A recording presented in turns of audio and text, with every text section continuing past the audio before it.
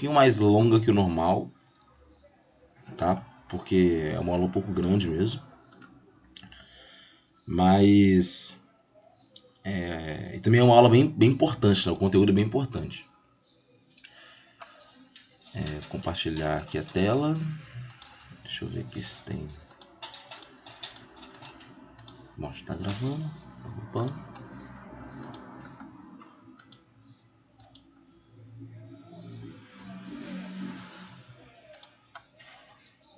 Vocês estão enxergando aí?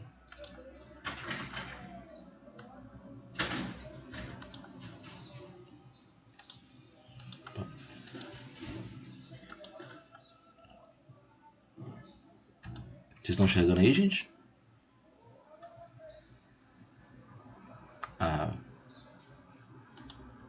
Beleza, então, gente. Eu vou dar início pra gente não perder tempo. Enfim, pessoal. Novamente, bom dia para todo mundo. Hoje a nossa aula vai ser sobre diagramas de fases, né? Para quem não chegou a ver, a nossa aula passada ela foi sobre falha, né? É uma aula que o tema de hoje não depende da aula passada, tá? Então, caso vocês não tenham tempo de assistir ainda, vocês podem ficar tranquilos, tá? Não depende um da outra. O tema de hoje é diagramas de fases, tá bom? Esse é um tema bem importante porque acho que assim, dentro dessa nossa disciplina aqui, dessa parte inicial, eu vou falar que diagrama de fase e que a parte de estrutura cristalina e propriedades talvez sejam as mais importantes aí. Então essa é uma aula bem importante. Caso vocês tenham dúvida, não entenderam alguma coisa, por favor me interrompam que eu paro e explico de novo, tá? Não se preocupe com isso. O Arthur perguntou se era para ver o slide. Você está vendo não? O slide?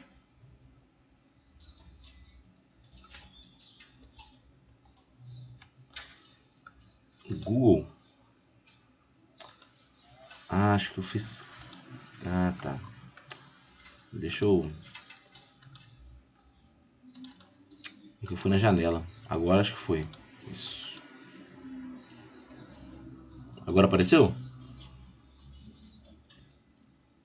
Tá. É que eu achei que tinha colocado certo, mas tá tudo certo. Bom, vamos lá. Diagrama de fase, então. Por que o diagrama de fase é importante, né? Esse diagrama de fase é a maneira de a gente entender como vão funcionar as ligas, né? É como se fosse um mapa pra gente, diagrama de fase, né? Eu vou ter no eixo Y, isso é um gráfico, né? No eixo Y eu vou ter a temperatura e no eixo X eu vou ter a composição. O que é isso? Vamos lá, uma liga de cobre com zinco. Eu vou ter lá 20% de cobre, 30% de cobre, 40% de cobre. Eu vou ter a porcentagem de um elemento no eixo X, beleza? Então no eixo X é a porcentagem de um elemento e no eixo Y vai ser a temperatura.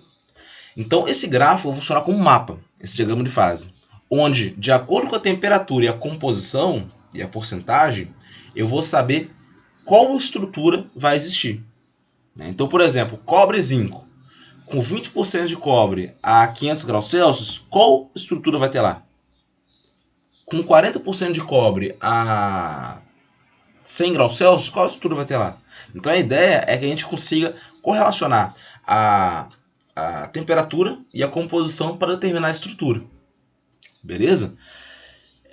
Você pode até pensar, professor, mas se eu juntar cobre com zinco, a estrutura vai ser a mesma. Não, isso é uma coisa bem importante, né? Dentro de uma liga, qualquer liga, eu vou ter várias fases existentes, né? Eu posso pensar nas fases como uma fase física, né? Que é a fase sólida, líquida na prática aqui pra gente, né? Mas também eu posso pensar em diferentes fases sólidas, né? Por exemplo, vamos pro aço, que é o que a gente mais vê aqui, que eu vou até falar com vocês depois. No aço, eu tenho lá que é uma liga de ferro com carbono, né? Só que a estrutura não é igual em toda a composição, em toda a temperatura. Eu tenho uma região onde tem uma estrutura que a gente chama de fase alfa, e eu tenho uma região que é a estrutura que a gente chama de fase gama, né? E eu tenho que saber qual temperatura e qual composição vai me dar cada fase.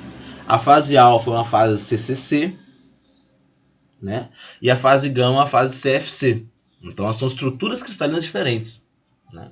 Eu também tenho a fase líquida, eu tenho uma região onde vai coexistir a fase alfa com a fase gama, eu tenho uma região onde coexiste fase alfa com fase líquida, fase beta, fase gama com fase líquida. Então eu tenho várias regiões nesse mapa, nesse diagrama de fases, né? Então a ideia aqui é a gente ver composição, ver temperatura e identificar que tipo de estrutura está presente. Então, quando a gente fala de diagrama de fase, a gente pensa mais em ligas, tá? Não vou falar que tem um diagrama de fases assim. Não é útil ver um diagrama de fases só para ferro puro, por exemplo. A gente não vê isso. A gente vê para ferro com carbono, uma liga de cobre com zinco, uma liga de cobre com alumínio. Enfim, são várias possibilidades. Então a ideia aqui novamente é identificar essa estrutura que está presente e, obviamente, reconhecer as propriedades que essa estrutura vai ter. Além disso, esses diagramas de fases vão trazer algumas informações valiosas para a gente, né? Eu vou conseguir identificar o ponto de fusão, eu vou conseguir identificar o limite de solubilidade, enfim, tem várias características. Vamos para os conceitos básicos, então. O que são os componentes do diagrama? Primeiramente, são os metais puros, né? Ou compostos que compõem uma liga. É o que compõe a liga. Então, uma liga de latão, né, é uma liga de cobre com zinco. Os componentes do diagrama, então, serão o cobre e o zinco. Os dois que compõem. Uma liga de aço é uma liga de ferro com carbono. Então, os componentes do diagrama serão o ferro e o carbono. Beleza? Um sistema aqui pra gente é uma série de possíveis ligas compostas pelo mesmo componente, né? É comum a gente falar que a gente vai, por exemplo, analisar... A gente não vai analisar o diagrama ferro-carbono, a gente vai analisar o sistema ferro-carbono. Porque ferro-carbono são dois elementos, dois componentes, que vão me dar uma liga. Só que essa liga pode ser aço, pode ser ferro fundido, pode ser vários tipos de ferro fundido, pode ser vários tipos de aço. Eu posso ter uma fase alfa, uma fase gama, uma fase delta. Enfim, tem várias possibilidades. Então isso é um sistema inteiro, né? Essa combinação de ferro com carbono me traz várias possibilidades dentro desse sistema, tá? De várias possíveis ligas a serem feitas, né?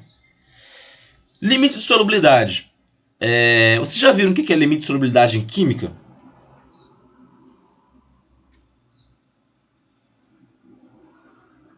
Já? Não? Deixa eu ver aqui no chat.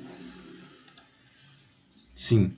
Então, a ideia aqui, como vocês já viram, vai ser mais fácil de entender. A ideia aqui para materiais é a mesma ideia para química. O que é limite de solubilidade? É a concentração máxima de soluto que o solvente consegue dissolver, né? Eu sempre falo o exemplo de um copo de água que a gente vai colocando açúcar.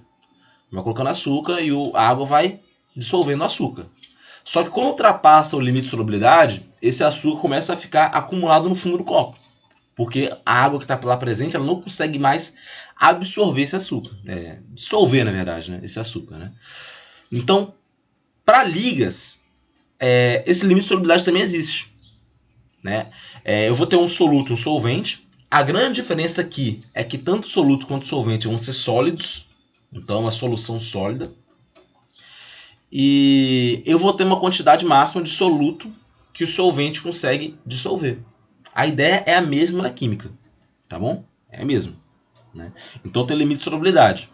Da mesma maneira que na química também, esse limite vai depender da temperatura, né? Vocês devem ver lá que tem gráficos lá que mostram que o limite pode aumentar ou diminuir de acordo com a temperatura, né? Então, por exemplo, um copo de água a 10 graus Celsius, ele dissolve uma quantidade diferente de um copo de água a 60 graus Celsius, que o limite de solubilidade é diferente, varia com a temperatura. Beleza? Então aqui é basicamente a concentração máxima de soluto que pode se dissolver no solvente. Tá bom? É o limite de solubilidade. É importante vocês entendam o que é esse limite de solubilidade aqui pra gente, porque ele vai aparecer nas aulas seguintes aí algumas vezes, né? E no gráfico também. Fase é outro conceito importante quando a gente fala de diagrama de fase, né? No diagrama de fase, a gente tem que saber quem é a fase. A fase é a porção homogênea do sistema, ou seja, a porção do sistema que tem características similares, né? Que tem características físicas e químicas uniformes, né? A gente pode falar assim. Então a fase é uma região que é uniforme, né? Eu falei que a mesma liga, né? Ela pode ter várias estruturas diferentes. Estrutura alfa, estrutura beta, estrutura gama. Cada uma dessas a gente pode chamar de fase. A gente pode chamar de fase. Tá bom? É uma fase, são várias fases dentro daquela liga, né? É claro que cada fase vai ser limitada a condições específicas, né? Por exemplo, pro aço. Pro aço, a fase alfa, ela só existe para uma porcentagem bem pequena de carbono. Se eu não me engano, se passar de 0,005% de carbono, já não pode ter mais fase alfa, sozinho, né? A fase gama, se eu não me engano, ela vai até 2,11% só. Então tem regiões limitadas, né, de cada fase. Vocês vão ver isso quando eu mostrar o gráfico. A microestrutura a gente já sabe que está mais relacionada à maneira com a qual esses átomos dentro da fase estão arranjados, né? É o que a gente já viu lá no capítulo 3, né, na parte de estrutura cristalina, né? E equilíbrio de fase. O que é equilíbrio de fase? É quando as características da fase de um sistema são constantes ao longo do tempo. Então a gente fala que alcançou um equilíbrio. Na verdade, a gente fala que é diagrama de fases, só que o nome mais correto é diagrama de equilíbrio de fase, né? É quando essas fases elas são constantes ao longo do tempo. Beleza? Então, assim, quando eu mantenho aquela estrutura daquela maneira por um período de tempo grande, eu tenho um equilíbrio de fase, né? As características são constantes ao longo do tempo.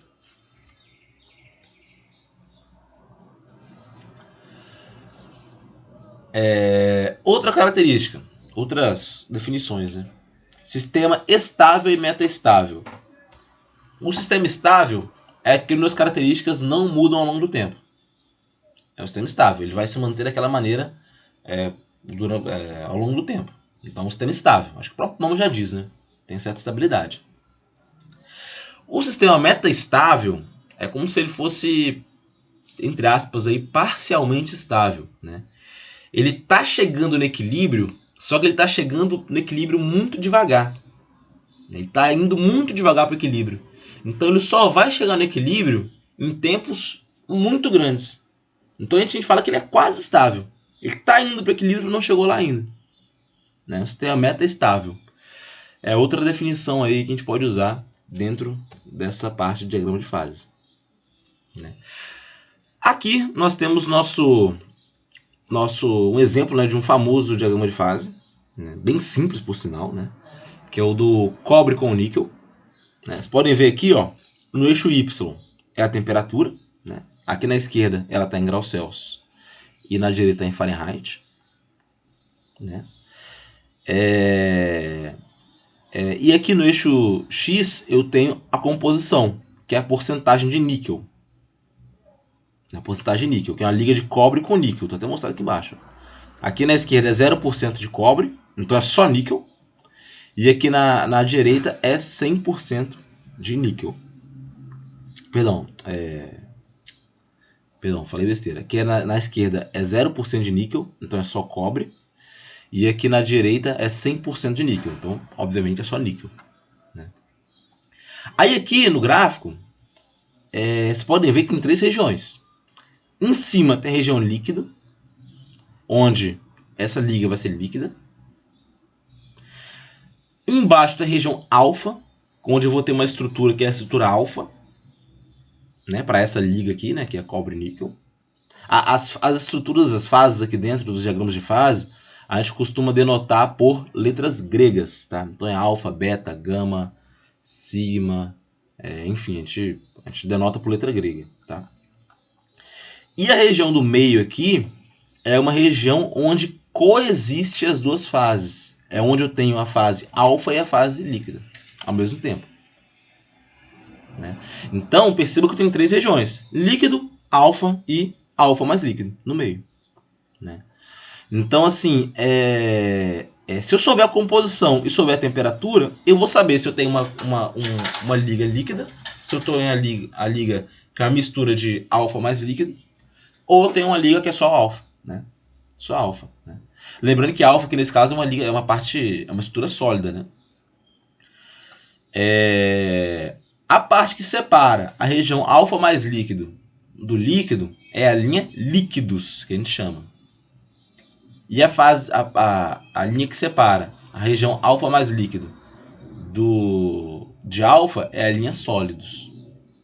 Beleza? Aqui, ó, nas duas extremidades, vocês podem ver o seguinte, né? Que aqui, na extremidade esquerda, é onde eu tenho 0% de níquel. Ou seja, se em 0% de níquel, eu não vou coexistir alfa mais líquido, né?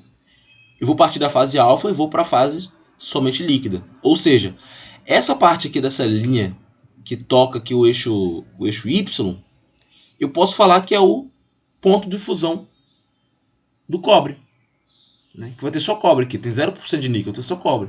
Então o ponto de fusão é 1085 graus Celsius, né? Acima disso aqui é líquido, né? E aqui na direita, onde eu tenho 100% de níquel, eu tenho essa temperatura de 1453 graus Celsius, que é onde eu tenho apenas uma fase, onde eu passo do sólido para o líquido. Então também é a temperatura de fusão do níquel, né? Então as extremidades aqui são as temperaturas de fusão. Beleza? Esse diagrama aqui a gente chama de diagrama de fase binário. Por que binário? Porque ele tem apenas dois componentes, o cobre e o níquel, né?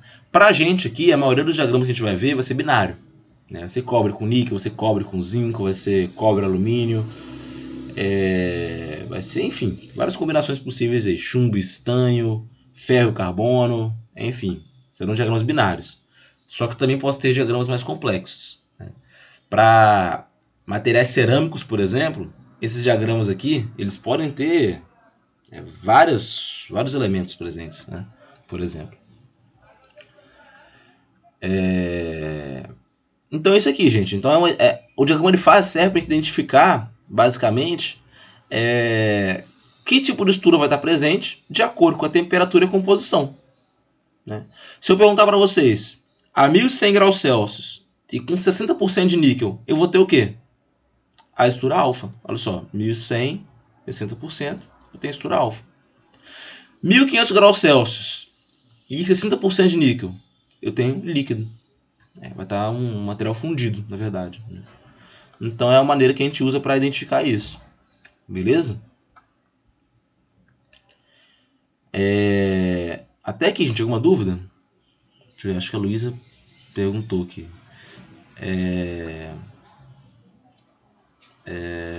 Tem como identificar os materiais que compõem a liga só pelo diagrama? Se souber o ponto de fusão e de ebulição.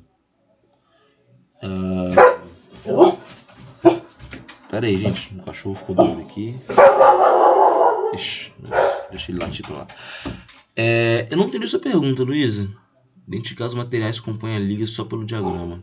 Então, o próprio diagrama, ele vai falar aqui mesmo o que compõe, né? Não tem como eu fazer um diagrama sem falar com o material que estou analisando, né? Então vai vir alguma indicação que é igual o que? Tem cobre e tem níquel. Ele está indicando.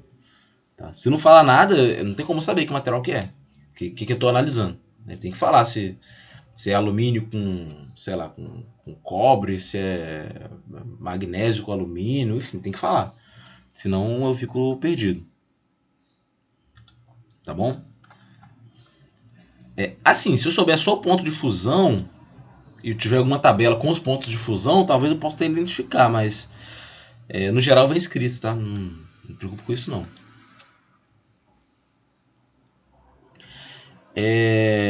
Outro ponto que eu queria falar com vocês é o seguinte: esse diagrama de fases, né, que eu estou mostrando para vocês aqui é o diagrama do cobre com o níquel.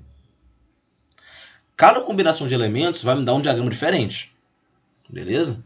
Então esse aqui é um diagrama bem simples do cobre com o níquel, só que eu tenho vários diagramas diferentes, várias possibilidades de diagramas. Outro ponto que eu quero falar com vocês é o seguinte: vocês vão ver que quase todo diagrama vai ter uma região que é alfa, né? Então do cobre e níquel, por exemplo, tem uma região que é alfa. Do ferro com carbono tem uma região que é alfa. Só que isso não quer dizer que a estrutura vai ser a mesma, tá? A estrutura alfa pro cobre com níquel é uma, a estrutura alfa pro ferro com carbono é outra, estrutura alfa do zinco com o cobre é outra, enfim, alfa é só a nomenclatura, tá? Eu tenho que analisar dentro daquele sistema o que quer dizer esse alfa, beleza?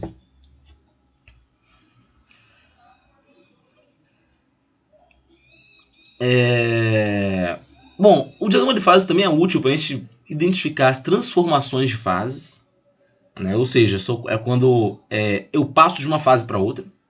Então, por exemplo, pensem aqui numa liga ó, a 1100 graus Celsius, né? 60% de níquel.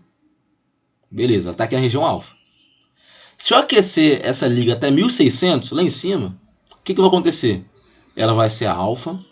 Aí aqui ela vai entrar na região de alfa mais líquido, né? Aqui mais ou menos em 1300 graus Celsius, onde o líquido vai começar a se formar. E depois vai virar tudo líquido. Né? Então o que aconteceu? Eu passei da fase alfa para a fase líquida. Né? O que me dá que eu tenho aí uma transformação de fase. Né? Eu passei da fase alfa para a fase líquida. Beleza? Então o diagrama de fase ele é útil para isso também, para identificar as transformações de fase. Né? Eu vou variando a temperatura e a estrutura vai mudando. Beleza? Então eu posso ver a transição de uma fase para outra ou o aparecimento ou desaparecimento de uma fase.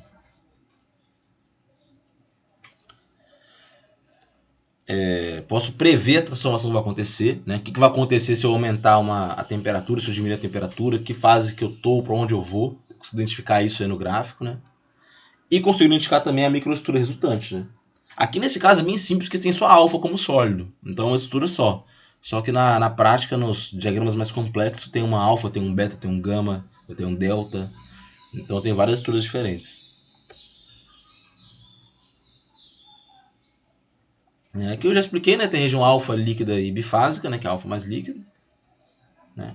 O líquido L é uma solução líquida homogênea, composta tanto por cobre quanto por níquel. Alfa é uma solução sólida substitucional. Perceba que essa aqui, ó, que é a solução sólida substitucional, é exclusivo para o cobre-níquel, tá? Contendo cobre-níquel, possui estrutura cristalina CFC. Né? Por exemplo, a fase alfa no sistema ferro-carbono é CCC. Então é outra estrutura cristalina. Então não se prendam ao nome, tá? Como eu falei, as ligas metálicas elas geralmente são designadas por letras gregas minúsculas, né? Alfa, beta, gama, por aí vai.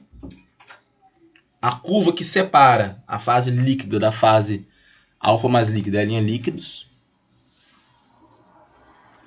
Né? E a linha sólidos é aquela que separa a parte sólida da parte bifásica, né? Também, como está mostrado. As linhas sólidos e líquidos elas se interceptam nas duas extremidades, né? Como eu mostrei aqui para vocês, né? Nas duas extremidades hoje tem os pontos de fusão do material, dos materiais, né? Então 1453 graus Celsius é o ponto de fusão do níquel e 1085 graus Celsius é o ponto de fusão do cobre sozinho. Então, por exemplo, se eu botar na prova para vocês um diagrama de fase e perguntar o ponto de fusão, vocês têm que olhar para as extremidades, tá bom? Para as extremidades. Para a região onde eu tenho 100% de níquel ou 100% de cobre, ou 100% do elemento A, 100% do elemento B. Né? Aí eu vejo a transição do sólido para o líquido, que é de fato o ponto de fusão. Né?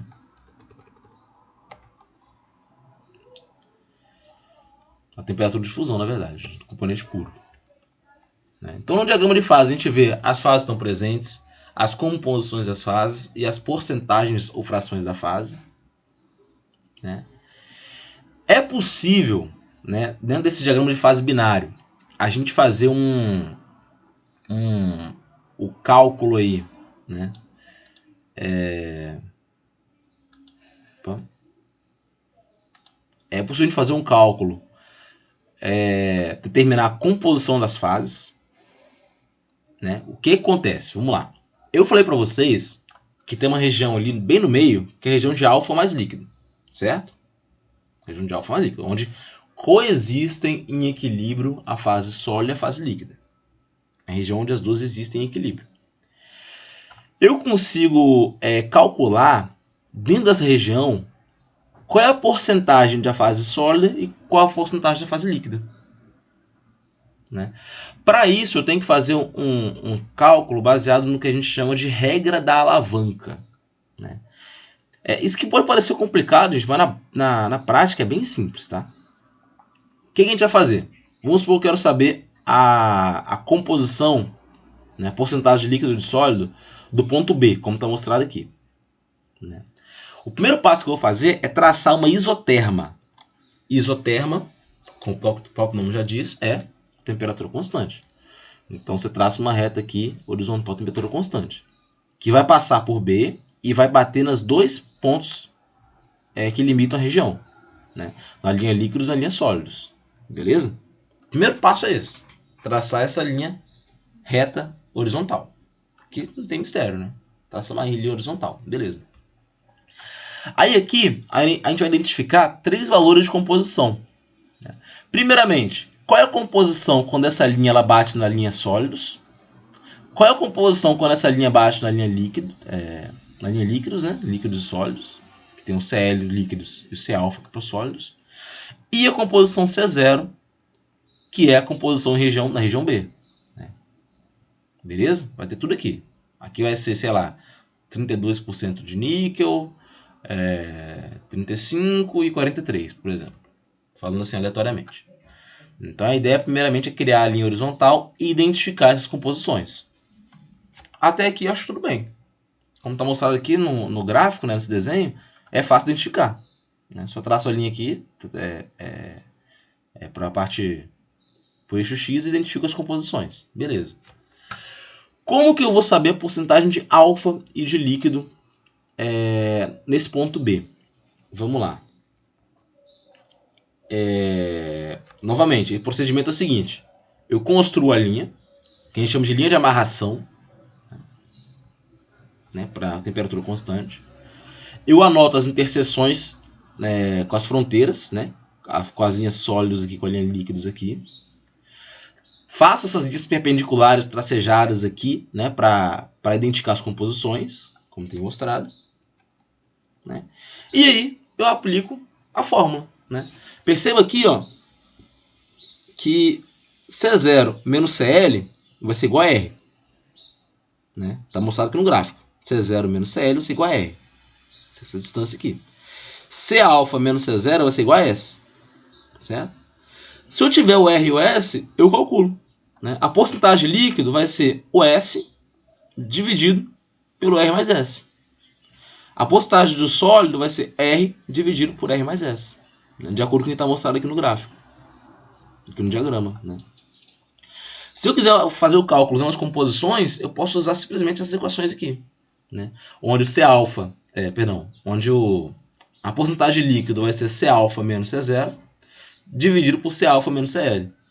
E a porcentagem de sólido vai ser C0 menos CL dividido por C alfa menos CL. Então são equações. Né? A gente traça ali essa linha de amarração e identifica as composições, é só jogar na equação. É só subtrair e dividir. Não tem muito mistério nesse sentido. Tá bom? Essa aqui é que a gente chama de regra da alavanca. Né? Eu gosto de olhar isso de forma diferente. Por exemplo, um macete assim, que eu uso pelo menos para identificar. Né? Se eu quero saber a porcentagem da fase sólida, eu olho a distância do ponto B até o outro lado. A distância do ponto B até a linha líquidos. E divido pelo comprimento total da linha azulzinha aqui. Isso vai me dar a porcentagem da fase sólida. Como está a equação? Perceba que é o R dividido por R mais S. R mais S é o comprimento total da linha. Então é a equação. Se eu quiser a fase líquidos, eu faço o contrário. Eu pego a região do ponto B até a fase sólidos e divido pelo tamanho total da linha. Né? Que é o S dividido por R mais S. Né? Então, assim, a regra da alavanca, para que ela serve? Para identificar a porcentagem. Né? Nesse ponto B aqui, eu vou conseguir falar. Nesse ponto B, que é um ponto onde eu tenho a fase alfa e a fase líquida, eu tenho 38% de fase alfa e 62% de fase líquida, por exemplo. Ou tem 15% de fase alfa e 85% de fase líquida. né? Então a regra da alavanca serve para isso, né? Para dentro das regiões que tem duas fases, eu identificar a porcentagem de cada uma. Tá bom? Vocês entenderam essa questão da regra da alavanca? Alguma dúvida nesse sentido?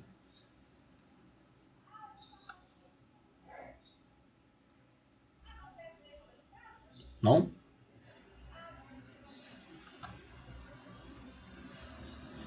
A Pedro falou mais ou menos. A Luísa falou que não. Ó, vou explicar mais uma vez, novamente. Aqui tem até no slide que eu vou postar para vocês no Moodle, tem um passo a passo. Então, gente, não tem muito mistério. Ó, primeira etapa, construir a linha de amarração, que é uma linha isotérmica, uma linha horizontal, que nesse caso é essa linha azul aqui, né? Que tem que passar pelo ponto que eu quero analisar, que nesse caso aqui é o ponto B. Primeiro passo. Tracei essa linha aqui.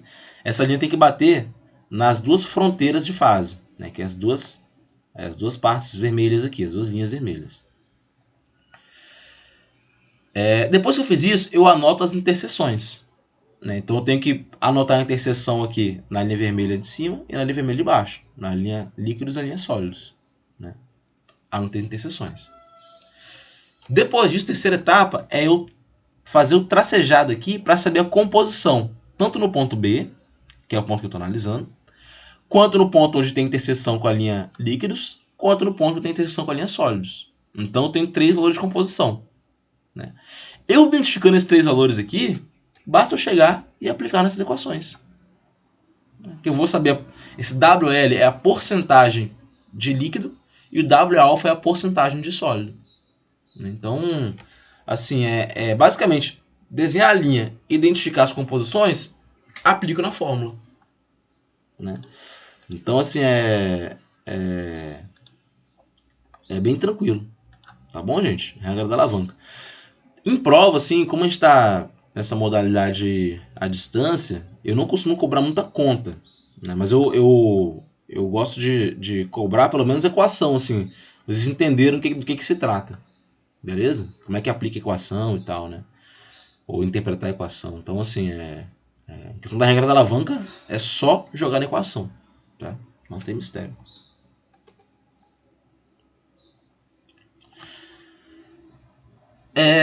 Dentro do diagrama de fase, eu também tenho o conceito de resfriamento em equilíbrio. O que é o resfriamento em equilíbrio? Aqui nesse desenho aqui está muito bem feito, né? O que acontece? Perceba que eu estou partindo do ponto A aqui em cima, onde estou passando o mouse, para o ponto E aqui embaixo. Ou seja, eu estou partindo do ponto onde tem uma estrutura só líquida para um ponto onde eu tenho uma estrutura que é sólida, né? Vamos ver o que acontece. O A aqui em cima eu tenho só líquido, né? Então eu vou resfriando, eu vou descendo a temperatura, que está seguindo essa linha vertical aqui, tracejada. Quando eu chego no ponto B,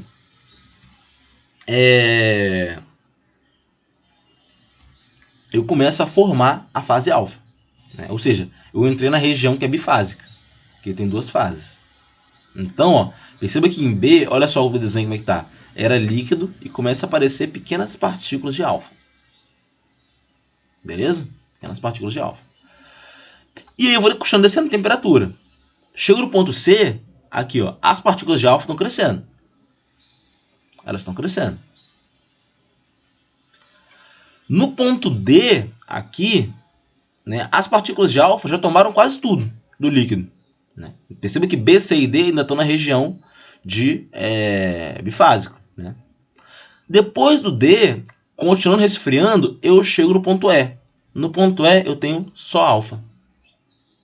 Então a ideia é o seguinte, eu parti do líquido, quando eu entrei na região bifásica, começou a surgir uma fase alfa, e passou do ponto D aqui, eu tenho só a fase alfa, só a fase sólida. Então eu tenho bem definido aí essa transformação, né, do líquido para o sólido. Beleza?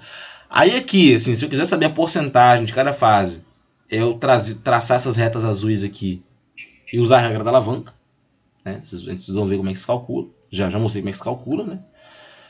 E é bem tranquilo nesse sentido. Tá bom, gente? Então, assim, a ideia é que a transformação ela acontece devagar, né? Eu tenho um líquido lá em cima, eu entro nessa região alfa mais líquido, e aqui embaixo a sua alfa, né? Eu falo que o resfriamento tem equilíbrio porque a velocidade é muito pequena. Então o que acontece? Como a velocidade é pequena, eu tenho tempo para a fase alfa ela crescer de maneira bem uniforme. Então é algo bem devagar, né? Lembrando que o tempo aqui é muito importante. Então, quando eu tenho um resfriamento muito devagar, eu tenho tempo para crescer a fase alfa, para acontecer a difusão dos átomos, né? Como eu falei algumas aulas atrás, né? E aí eu tenho essa estrutura final com a sua alfa. Esse resfriamento tem equilíbrio, né? Resfriamento tem equilíbrio, então, é em velocidade muito pequena. O fora do equilíbrio é aquele que é a velocidade normal ou rápida de resfriamento. Então, o que acontece aqui nesse caso? Né? Eu não tenho tempo, nesse caso aqui, para a fase alfa crescer de maneira uniforme. Então, no final de contas, ó, eu tenho líquido aqui em A', eu passo pelo B' rapidinho, começa a criar alguns núcleos aqui de fase alfa. No C' eu tenho esse núcleo, só que aí, em volta desse núcleo eu começo a ter na fase alfa com uma porcentagem diferente de níquel. Então é uma fase alfa que ela é bem heterogênea, posso falar assim, que ela tem várias porcentagens diferentes dentro dela. Em D' eu já tenho, ó, que no centro eu tenho 46% de níquel, na parte do meio eu tenho 40% de níquel, na parte externa eu tenho 35% de níquel. Ou seja, a fase alfa ela é uma fase bem ela é bem irregular, a gente pode falar assim, né? Nesse caso aqui desse resfriamento. E o ponto E' aqui, ó, vocês podem ver, ó, que eu tenho uma fase alfa onde eu tenho várias porcentagens diferentes de níquel dentro da fase. Ou seja, uma coisa bem irregular. Por quê? Porque não deu tempo de fazer com que a fase alfa ela seja ela cresça de maneira uniforme. O resfriamento é muito rápido, né? Então muito rapidamente acontece o resfriamento, né? Então ele fala que é resfriamento fora do equilíbrio, tá bom? Como está mostrado aqui, ó, o F' resultante, ó, eu vou ter uma parte do meio que eu tenho 46% de níquel, uma parte mais externa com 40%, um pouco mais externa com 35%, um pouco mais fora com 31% de níquel. Quando, na verdade, o resfriamento em equilíbrio, eu tenho tudo na mesma porcentagem de níquel. Então a grande diferença é essa, do fora do equilíbrio para aquele no equilíbrio. Beleza?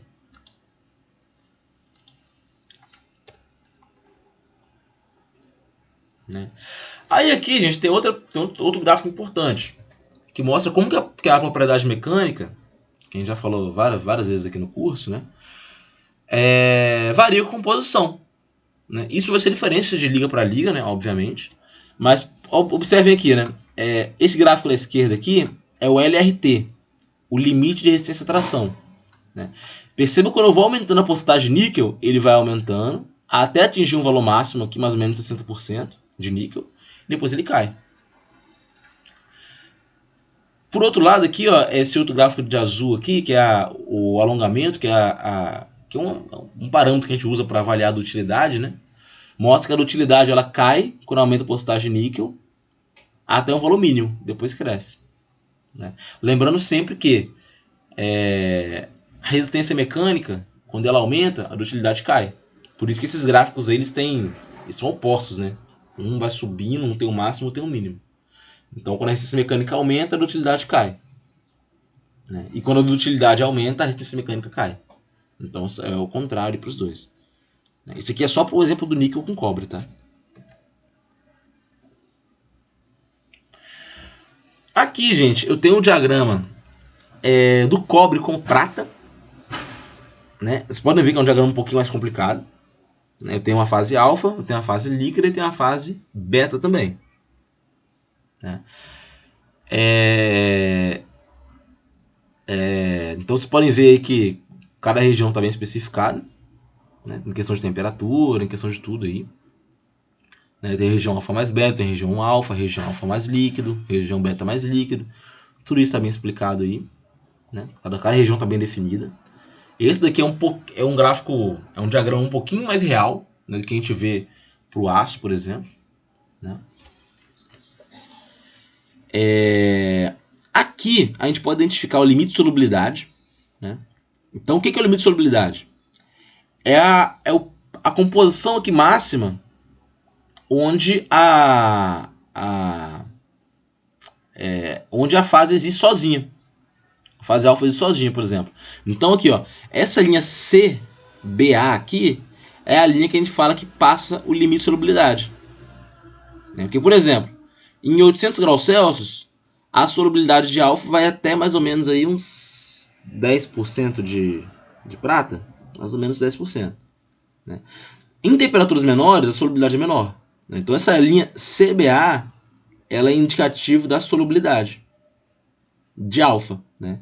Ao passo que a linha HGF indica a solubilidade de beta.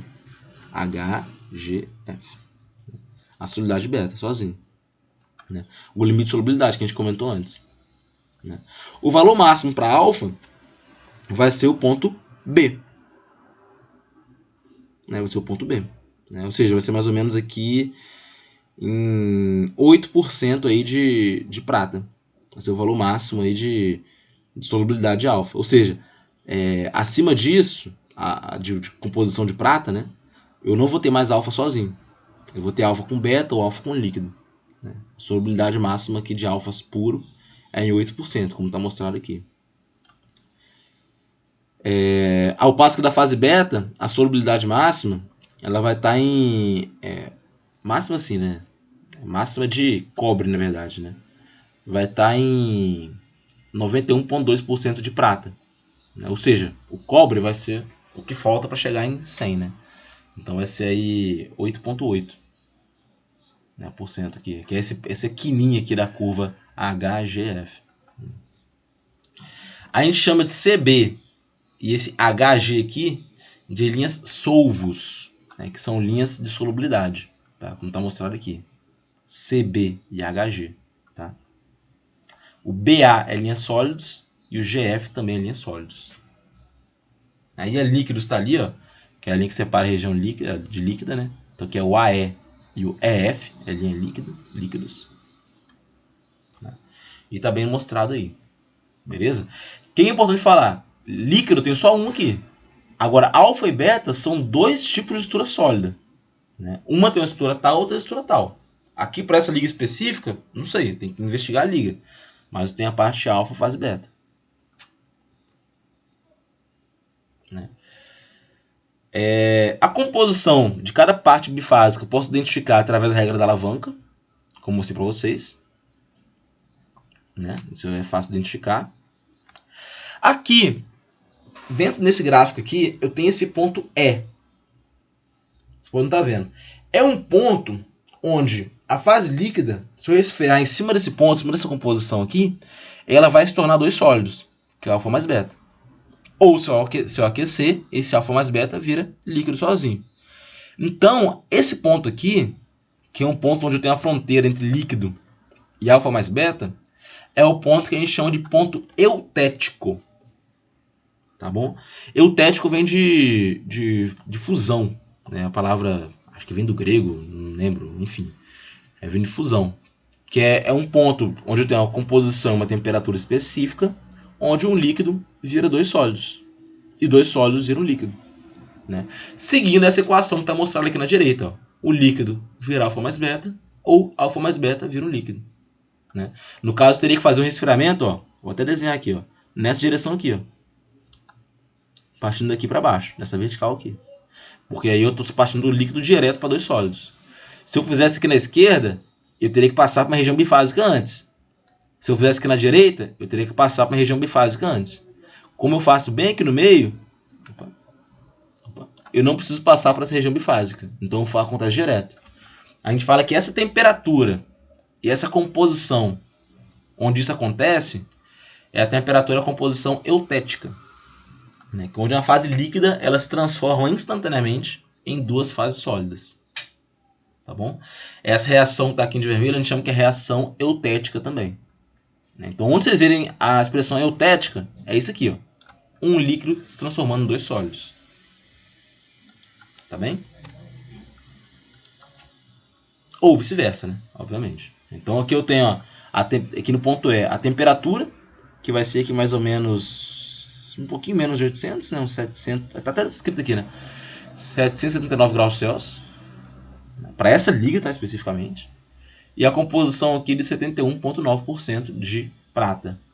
Essa é a composição e a temperatura eutética. Isso é uma coisa bem importante de se identificar. Tá? Então vocês podem ver que ponto eutético aqui, nesse diagrama, tem só um. Né? Tem só um ponto eutético. Tem uns diagramas mais complexos que eu tenho 4, 5 pontos eutéticos. Né? Mas aqui nesse caso aqui, que é o mais simples, tem só um. Tá bom? Então, eutético é o ponto onde um líquido se transforma em dois sólidos e vice-versa. Deixa eu ver se alguém falou alguma coisa aqui no chat. Show. Gente, qualquer dúvida aí, vocês me avisam, tá? Aqui eu tenho outro diagrama. De chumbo, né, que é o PB, com estanho, que é SN. Vocês podem identificar as mesmas coisas que a gente viu antes, né? A gente tem a região líquida, a região alfa, a região beta, regiões bifásicas. Aqui eu tenho o limite de solubilidade aqui, ó, em 18,3% de estanho, né, para a fase alfa.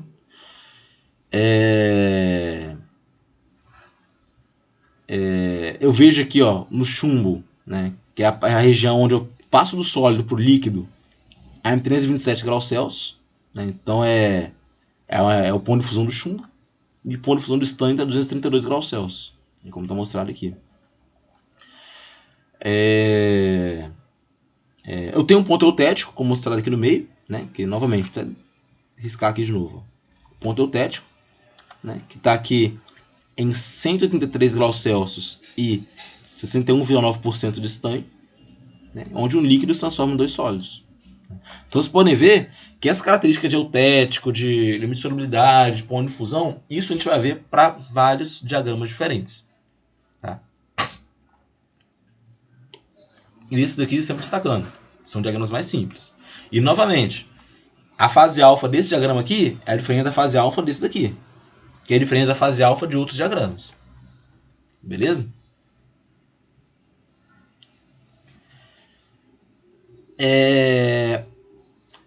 Vamos lá.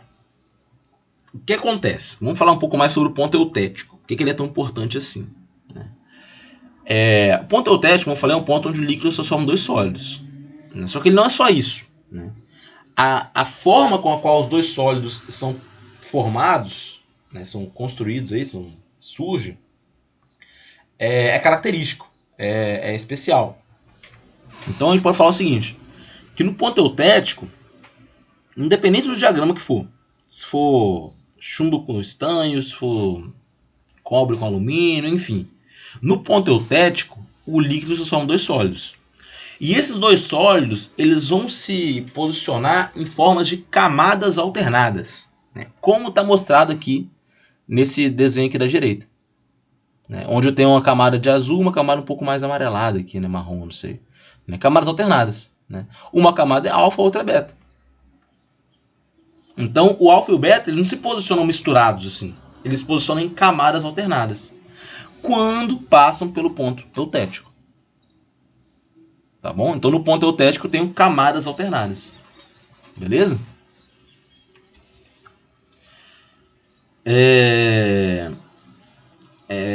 Então, toda vez que eu falar com vocês de ponto eutético, né, ele é importante porque quando o líquido ele passa para dois sólidos, esses sólidos vão se posicionar em camadas alternadas, de alfa e beta, como está mostrado aqui.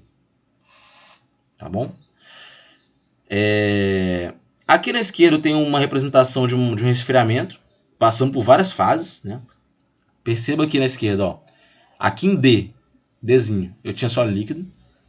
Aí eu cruzei a linha de alfa mais líquido. Então, ó, no ponto E, começou a surgir partícula alfa.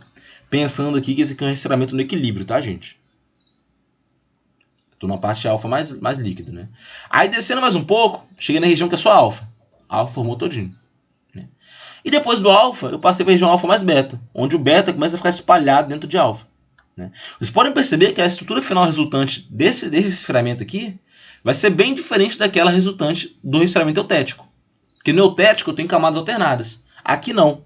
Aqui a fase beta ela fica dispersa dentro da fase alfa. Né? Nesse ponto, nessa representação da esquerda aqui. No eutético não. No eutético eu tenho camadas alternadas. Então sempre que vocês falarem, que vocês ouvirem falar de liga eutética, vocês pensem em camadas alternadas. tá bom? Independente da liga. Ah, eu tenho uma liga do elemento A com o elemento B eutético. Eu nem sei qual elemento que é, mas eu sei que se é um rastreamento eutético, vai ter camadas alternadas no final. Né? E obviamente, gente, não é legal saber que é camadas alternadas que é mais bonitinho. Não. A liga com camadas alternadas tem propriedades bem diferentes daquela onde o beta está disperso em alfa. Tá? Então as propriedades são diferentes. Novamente, se a estrutura é diferente, as propriedades serão diferentes também. Vocês vão ver isso mais claramente pro aço, que eu vou falar daqui a pouco. Tá bom? O que pode acontecer é eu fazer um resfriamento aqui antes do ponto eutético. Então o que vai acontecer antes do ponto eutético? Eu vou ter o que a gente fala que é uma reação. Agora, esse nome pode até assustar vocês, né? Que é hipoeutética, que é antes do ponto eutético. Hipoeutética. Não se assustem com o nome, tá? É só o nome frufru para o que acontece aqui. Mas é bem simples o que acontece. No eutético tem camadas alternadas. Só que o líquido se sobe em alfa mais beta. Só que antes do ponto eutético, eu tenho que passar por uma região de alfa mais líquido. Então o que acontece? O líquido se transforma nas camadas alternadas. Só que além das camadas alternadas, eu vou ter algumas regiões de alfa que se formam antes. Né? Olha só esse desenho aqui. Ó. Eu tenho as camadas alternadas aqui da parte da liga eutética, a estrutura eutética. E eu tenho um alfa aqui que a gente fala que é alfa primário, que fica perdido aqui no meio da estrutura. Então é uma estrutura hipoeutética, onde eu tenho uma estrutura de camadas alternadas misturada com alfa solto aí, um alfa primário que a gente fala. Né? Nos livros a gente traz como o nome como se fosse alfa proeutetoide. Perdão, proeutético. Né? Que é antes da fase eutética. Ele é formado antes do eutético. Então, olha o rastreamento. Eu tinha só líquido. Entrei aqui no alfa mais líquido, começou a formar a fase alfa. Então tem várias regiões grandes aqui de alfa. Só quando eu passo aqui dessa linha horizontal, que é a linha eutética, tudo que estava como líquido se transforma em estrutura eutética. E eu tenho, além da estrutura eutética, eu tenho essas regiões de alfa primário ou alfa proeutético. Tá? Então a fase alfa primária. Da mesma maneira, né, o que pode acontecer é eu acontecer a mesma coisa, um rastreamento, depois da fase eutética.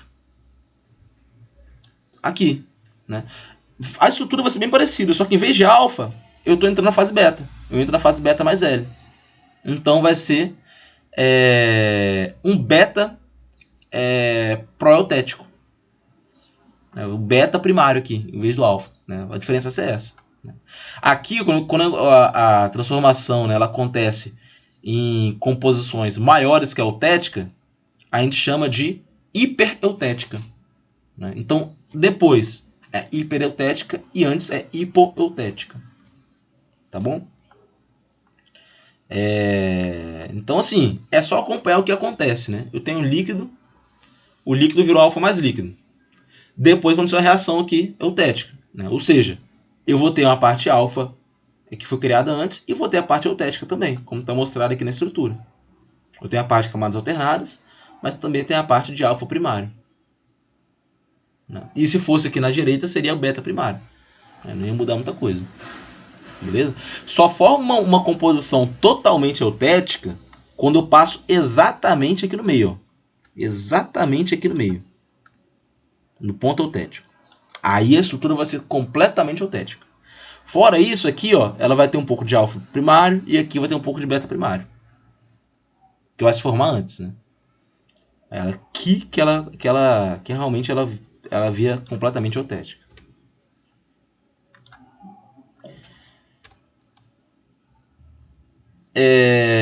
Até aqui tudo bem, gente? Alguma dúvida? Tá, a Luísa perguntou aqui antes, agora eu só vi agora.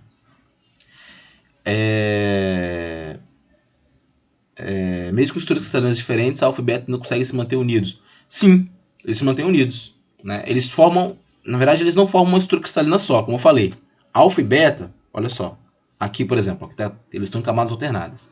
Alfa e beta têm estruturas diferentes. Sei lá, o alfa pode ser CCC, o beta pode ser CFC.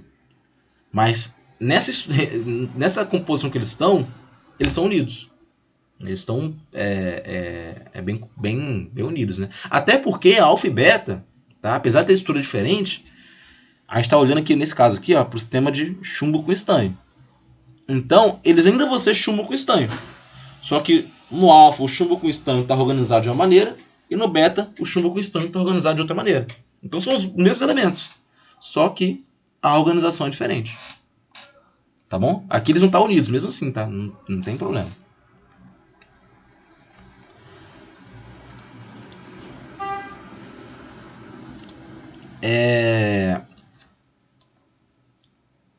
Microconstituinte. Vamos lá. O que é o microconstituinte? É o elemento da microestrutura com uma estrutura característica identificável. Então, eu falei aqui que alfa e beta são fases, só que a gente pode tratar também como se fossem microconstituintes. Tá bom? É só uma nomenclatura mesmo, tá? Não precisa se preocupar com isso. Então, se eu perguntasse quais são os microconstituintes dessa liga de chumbo com estanho, eu ia falar, tem alguns microconstituintes diferentes. Tem a parte alfa, tem a parte beta, tem a parte eutética, tem a parte que é um microconstituinte que é o alfa primário, pode ter o beta primário. Enfim, são vários microconstituintes diferentes que podem ser formados. Eu falei com vocês da reação eutética, que é a reação de líquido que se transforma em dois sólidos, ou vice-versa. Só que também tem outros dois tipos de reações, a peritética e a eutetóide. A peritética é onde um sólido mais um líquido se transforma em outro sólido, ou vice-versa. E a eutetóide é onde um sólido se transforma em dois sólidos. Tá bom? Então a peritética é um sólido e um líquido se transformando em um sólido. E a eutetóide é um sólido que se transforma em dois sólidos. Lembrando que a letra grega aqui é sólido, tá? Então, ó, delta mais L é um sólido mais um líquido que se transforma em outro sólido. É reação peritética. A eutetóide é um sólido que se transforma em dois sólidos. Aí aqui, ó, aqui é um diagrama um pouco mais complicado, né? Acho que não, é zinco com alguma coisa, não tá explicado aqui, né? Mas enfim, vocês podem ver que tem várias regiões. Tem a gama, tem a delta, tem a epsilon aqui, enfim, tem várias. Aqui o ponto é o ponto eutetóide. Por quê? Eu tenho a parte delta, que é uma parte sólida, que se transforma em duas partes sólidas, que é a gama e a epsilon. É um ponto eutetóide, tá? Não confundam. Eutético é uma coisa, eutetóide é outra. Tá explicado aqui, ó. Eutético é líquido que se transforma em dois sólidos. Eutetóide é um sólido que se transforma em dois sólidos. Aqui eu tenho um ponto peritético também, né? O ponto P, onde eu tenho uma parte de sólido mais líquido, que é o delta mais L, que se transforma num sólido só, que é o epsilon. Então, nesse diagrama aqui, que é bem mais complicado, né? Eu tenho um ponto eutetóide e um ponto peritético. Beleza? Até aqui, então, gente, tudo bem? Tudo certo? Pessoal, eu vou entrar agora na parte de diagrama ferro-carbono, que é a parte final da aula. Como eu já falei aqui quase uma hora seguida, eu acho que vou dar uma pausa de 5 minutinhos aí pra gente resfriar a mente. Pode ser? Que a gente finalize essa aula hoje. Como eu falei, ela é um pouquinho maior que as outras, né? Então é bom fazer uma pausa aqui no meio. Tudo bem?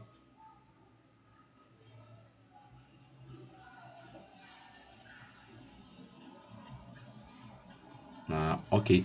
Então, gente, ó, são 10h05 agora, tá? Podem sair aí, eu vou até desligar aqui o microfone. Então às 10h10 a gente volta, tá bom? Só pra dar uma relaxada na cabeça, beleza? Então 10h10 a gente tá de volta, tá? Não vou nem parar a gravação. Então daqui a pouquinho a gente tá de volta.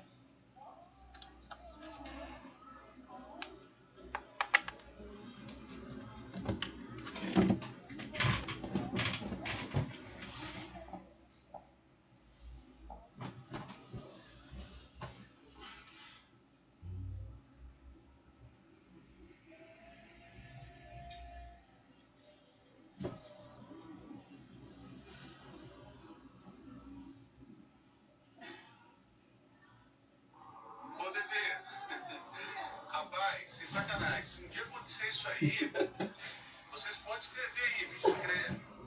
Se eu não vou embora. Eu vou embora na hora. Aliás, não precisa ser isso aí já é uma. Isso é uma catástrofe, né, cara? Isso aí é estado de calamidade pública, né? Um time desse aí é um. Não sei nem dizer o que é um time desse aí. O time aí é pra matar o cara, matar o cara de. Na hora, morre na hora o cara, de raiva. Agora, se acontecer uma desse aí, pode ter certeza que vai ter um time, vai pra inteira. Vou embora, tomo suspensão de 2 peladas, vida que segue, não dá nada.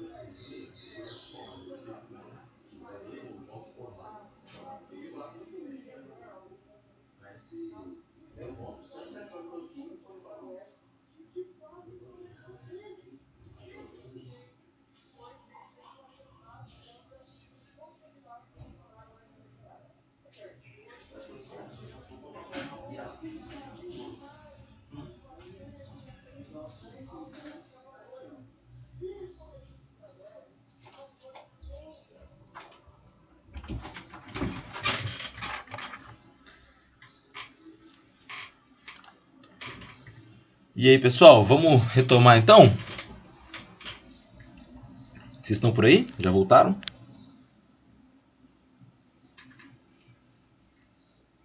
Ah, tá. Beleza. Então, vocês estão vendo a tela aí, tudo certinho. Vamos continuar. Deixa eu só botar meu celular aqui para carregar. Ótimo.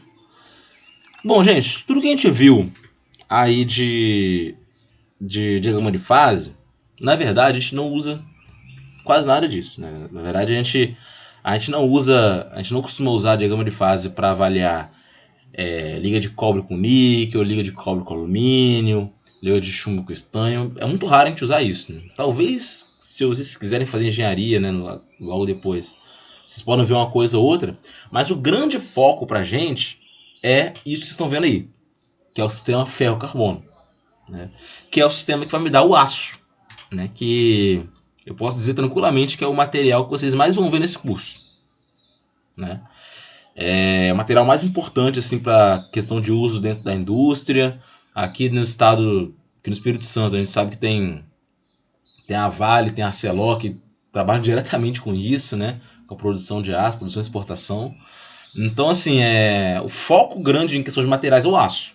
Então a gente tem que entender tudo do aço, né? Desde do momento que ele é fabricado, como que ele é fabricado, até como que ele é processado para chegar para a gente como produto. Tá? Então o aço é o que vocês mais vão estudar aqui. Vocês vão cansar de ver aço, né? E para começar a entender o aço, primeiramente é importante que a gente entenda o sistema de ferro com carbono, né? Que nada mais é que o sistema que vai me dar a liga de aço. Tá bom? E o diagrama de fase está mostrado aqui. Esse diagrama de fase aqui, eu até falo para alguns alunos, né, que o ideal é que você tivesse esse diagrama de fase tatuado no seu peito para você nunca mais esquecer dele, né? Porque é o mais importante assim não tá com os materiais, né? Esse diagrama de fase, se um dia vocês quiserem fazer um concurso como técnico em mecânica, quiserem fazer engenharia, vocês vão ver esse diagrama de fase várias vezes. É algo que, quando a gente fala de materiais, é inevitável que a gente estude isso, né? Então é muito importante, tá? É muito importante mesmo, né? Que se entenda bem esse diagrama de fase do aço, especificamente. Vamos lá. Aqui vocês já viram, estão vendo as fases. Eu tenho a fase gama, que está aqui na esquerda, a fase líquido lá em cima. Eu tenho esse Fe3C, que é o carbeto de ferro, tá? Que aqui a gente pode falar que é uma fase também, tá bom? Né? E eu tenho a fase alfa, né, que está aqui embaixo, bem no cantinho aqui na esquerda, bem um pouquinho. Também tem a fase delta lá em cima. Então tem várias fases diferentes. Vamos lá.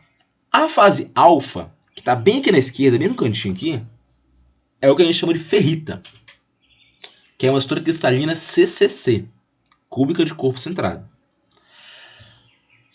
A fase gama, que está aqui um pouco em cima, é a austenita, que é uma estrutura cristalina CFC, que é a cúbica de face centrada. Beleza? E eu também tenho a região, que é a região onde eu tenho o Fe3C, que é o carbeto de ferro. Só que a gente não costuma chamar de carbeto de ferro aqui. Aqui a gente chama de cementita. Tá bom?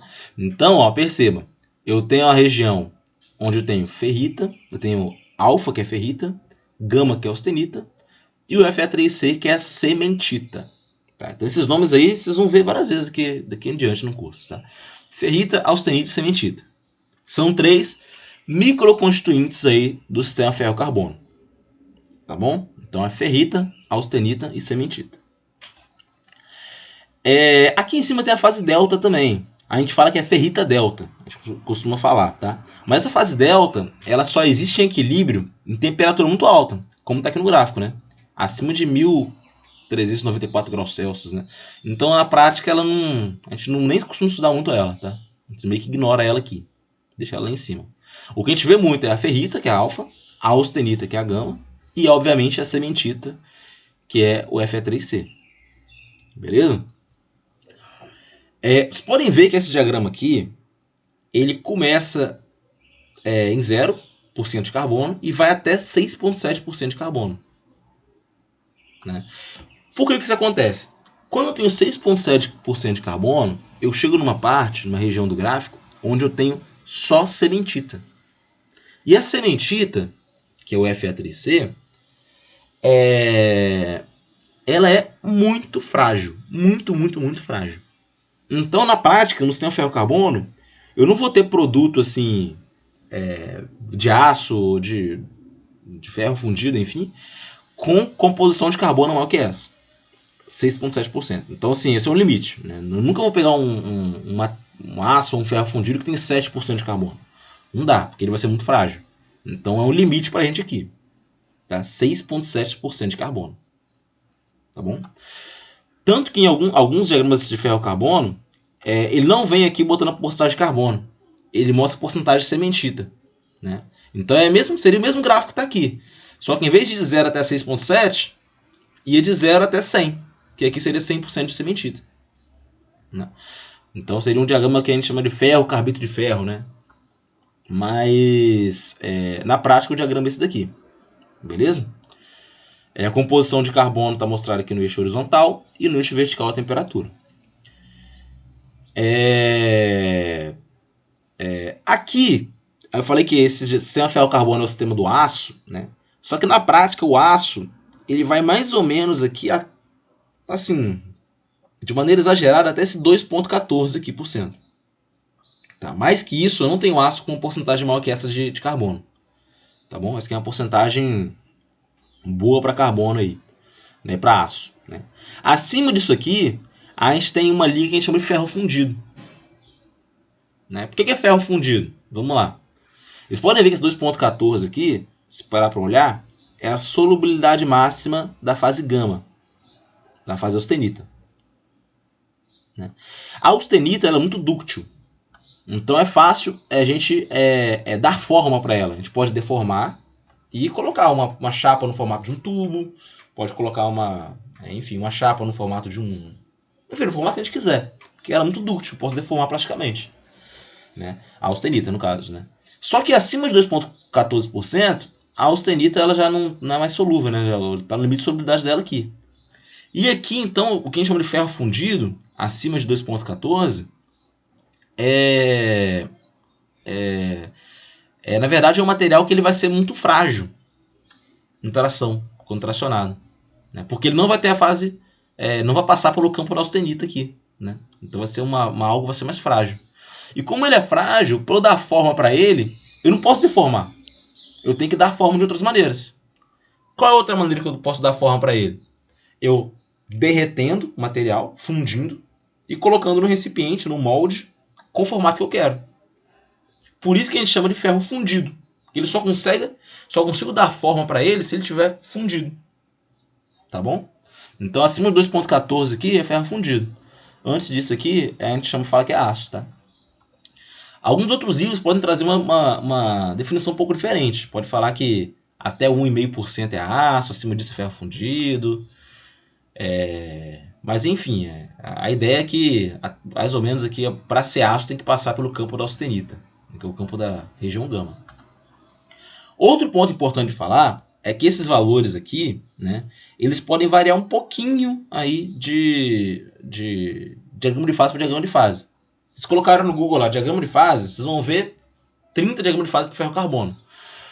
Então alguns aparecer que, por exemplo, essa limite de solubilidade 2,14 aqui. Em alguns aparece 2,11, 2,12, mas sempre circula em volta de um valor, tá? Então é bem próximo, tá bom? A solubilidade da ferrita aqui, ó, que é 0,022, pode aparecer como 0,025, 0,020, né? Então pode variar um pouquinho, tá? Vocês olhando aí para o gráfico, para esse sistema ferro-carbono, vocês conseguem identificar o ponto eutético aí? Eutético, né? Onde um líquido vai se transformar em dois sólidos. Consegue identificar?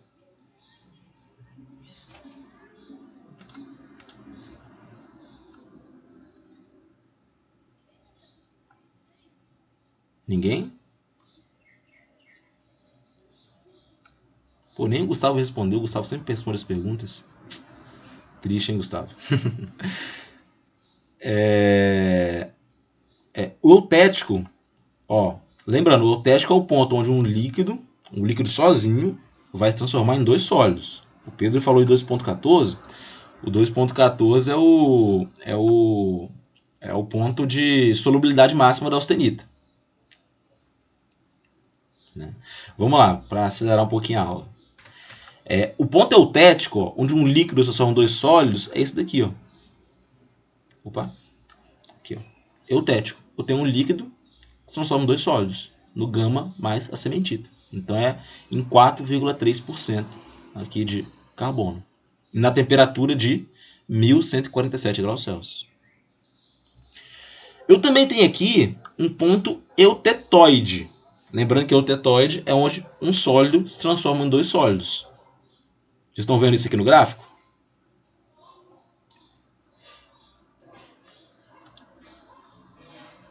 Eutetoide? Não, o eutético eu já mostrei para vocês. O eutetoide, onde um sólido se forma em dois sólidos. Podem falar, gente. Se errar, errou, não dá nada não. Ninguém se manifesta? Bom, o eutetoide é esse ponto aqui, ó, em 0,76% de carbono, né? E temperatura de 727 graus Celsius. É o ponto eutetoide, onde a austenita, que é o gama, vai se transformar em ferrita mais cementita. Tá bom? Então eu tenho esse ponto eutetoide e eutético aí, nesse diagrama ferro-carbono. Tá? O peritético eu até mostrei para vocês, mas ele, para o diagrama ferro-carbono, ele não aparece aqui, tá? Né? Como eu falei, a gente tem uma reação eutética no eutetoide. Né? Na eutética, o líquido se transforma em alfa mais cementita. E na eutetoide, a austenita se transforma em ferrita mais cementita. Né?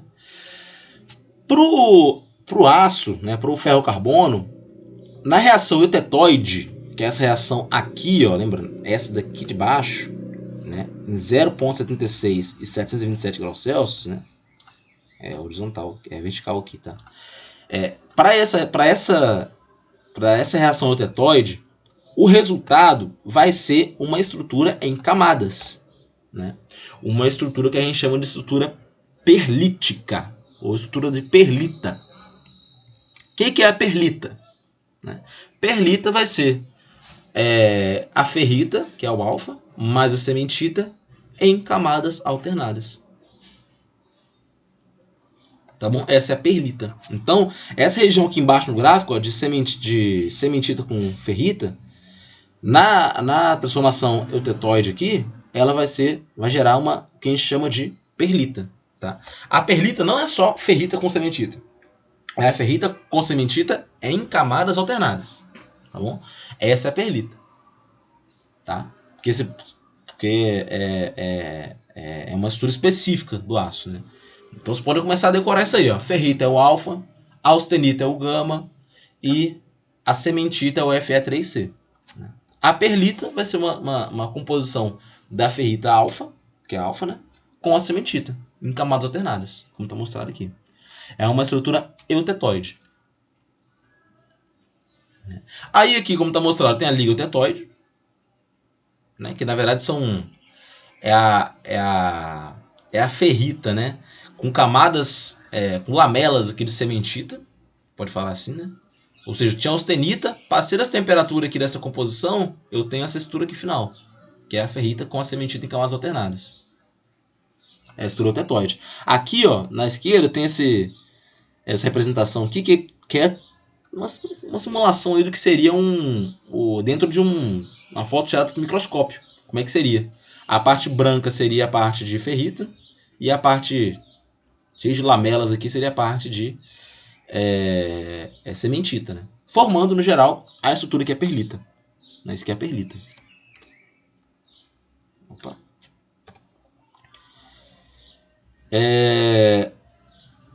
Da mesma maneira que eu falei do hipoeutético e do hipereutético, eu tenho o hipoeutetoide e o hipereutetoide. Né? O hipoeutetoide é quando, em vez de ter só perlita, eu tenho uma ferrita formada antes, que é a ferrita protetóide. A ferrita primária aqui. Né? Então eu vou ter a perlita e vou ter partes de ferrita protetóide. Como está mostrado nessa imagem aqui. Está até mostrando aqui, ó, a parte branca é a ferrita protetóide e a parte um pouco mais escura é a parte de perlita. É uma mistura. Essa aqui a gente fala que é uma liga hipoeutetoide, que ela é formada antes da composição eutetoide. Então é hipo, é antes. Da mesma maneira tem a hipereutetoide, que é formada depois. Só que aqui eu não tenho uma ferrita protetóide, eu tenho uma sementita protetóide.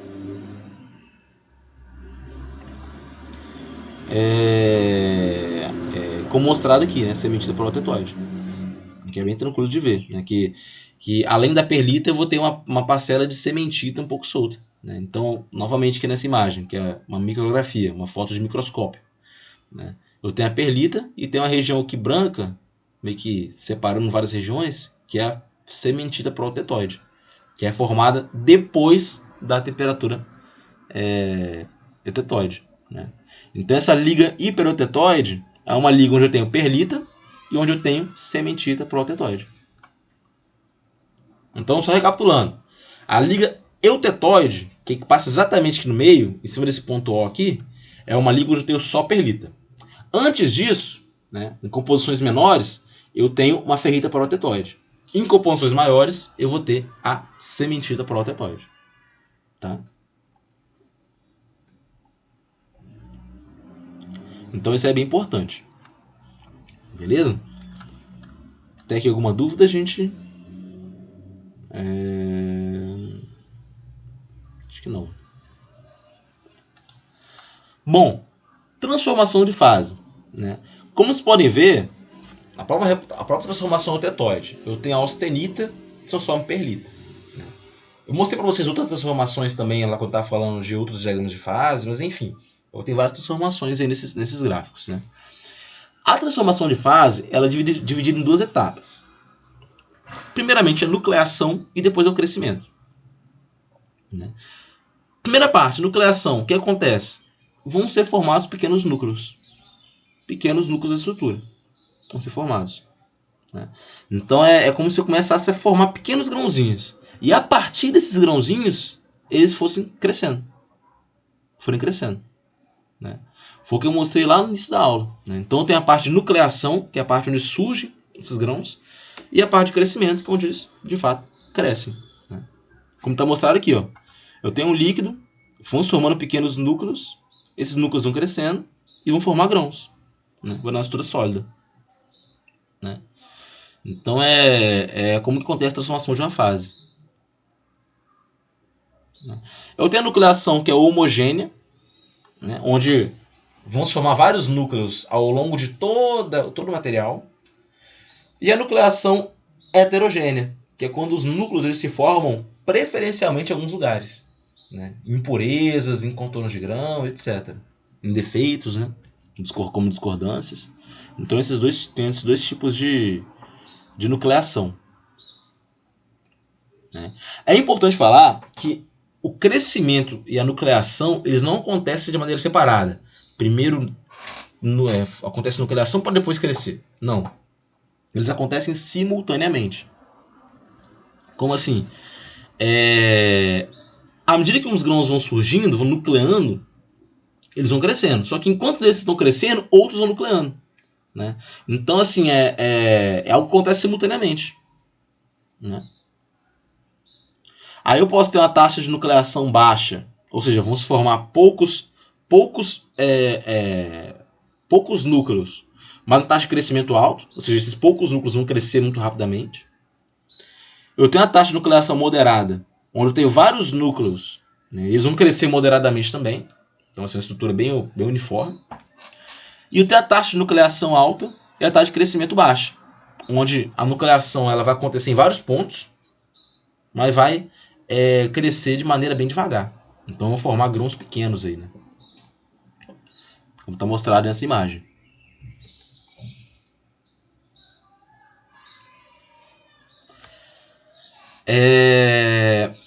Então, gente, falando de transformação de fase, é inevitável que a gente passe por algo chamado curvas TTT, ou diagramas TTT. O que isso significa?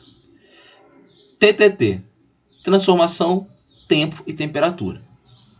Lembrem da aula que eu falei de difusão para vocês, né? Que para um átomo ele andar de um lado para o outro, na estrutura, ele precisa de tempo para isso. Então, para acontecer uma transformação de fase, eu preciso de tempo. Eu até falei isso hoje aqui. Que quando é muito rápido, eu tenho transformação fora do equilíbrio. Quando é devagar, eu tenho transformação em equilíbrio. Então, o tempo é um fator muito importante. Beleza? Para a transformação aqui dentro das estruturas do aço, né, eu preciso de tempo. Né? De onde a transformação começa a acontecer até onde ela termina. Por exemplo, deixa eu voltar aqui no diagrama só para mostrar.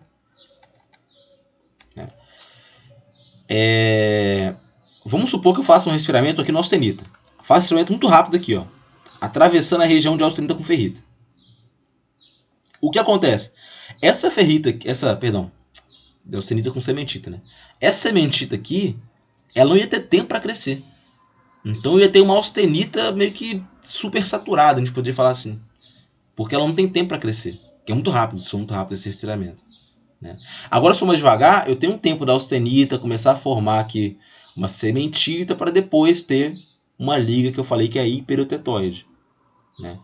Mas se eu não tiver tempo, essas estruturas não se formam. Então o tempo é muito importante. Tá? Por isso que a gente usa essas curvas TTT que eu vou passar para vocês agora. Que é a transformação, tempo e temperatura. Né? Então vamos lá. O que acontece? Essa curva TTT ela é demonstrada por um gráfico, né, o diagrama TTT, onde no eixo Y eu tenho a temperatura, no eixo X eu tenho o tempo. Né? No eixo... aqui na parte interna da curva, né, do gráfico, né, eu tenho duas curvas. Uma curva vermelha e uma curva verde. Né? Toda vez que eu traçar uma reta que passa por essa curva vermelha, isso quer dizer que alguma transformação ela começou. Tá bom? Então tenham isso em mente. Passei da curva vermelha, a transformação começou. Beleza? Então, o momento que eu passar a curva vermelha, a transformação começou. E o momento que eu passar a curva verde, quer dizer que ela terminou. Beleza? Aqui tem um exemplo. Eu estava lá em 727 graus Celsius, que é a temperatura tetóide. Aí resfriei um pouquinho, cheguei na parte B aqui. Aqui em B, eu mantive a temperatura constante por um período de tempo. Né? Aí você pode ver que no ponto C, antes dele eu tinha só austenita. No ponto C, onde eu cruzei a curva vermelha, é onde começa a transformação de fase. A transformação tem início. Né? Essa linha tracejada azul, ela indica que a transformação chegou na metade. Né? E o ponto D aqui, que está em cima dessa parte verde aqui, indica que a transformação acabou.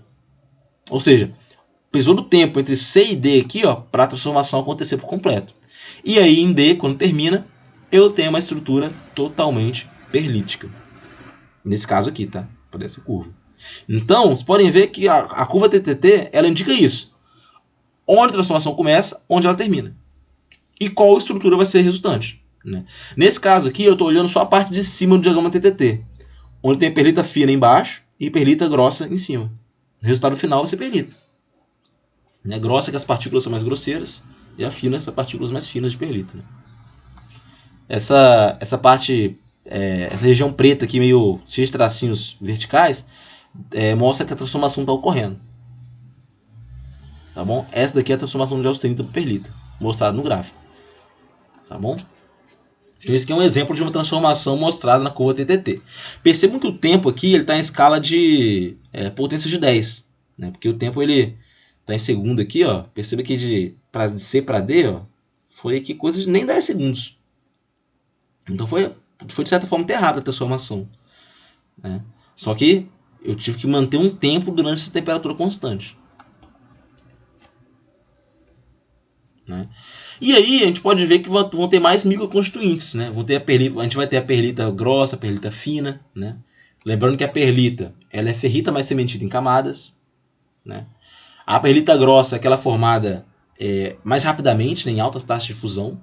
E a perlita fina é formada em baixas taxas de fusão, que é mais dura e resistente. A perlita fina aqui mostrada na esquerda e a grossa aqui na direita.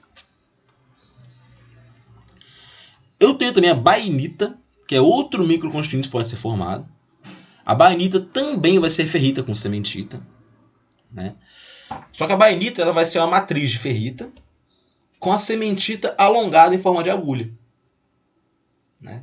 Uma textura bem mais fina, vai ser mais resistente e mais duro que a perlita, né? E vai ter uma combinação boa de propriedades, né? Então, lembre, presta atenção, tá?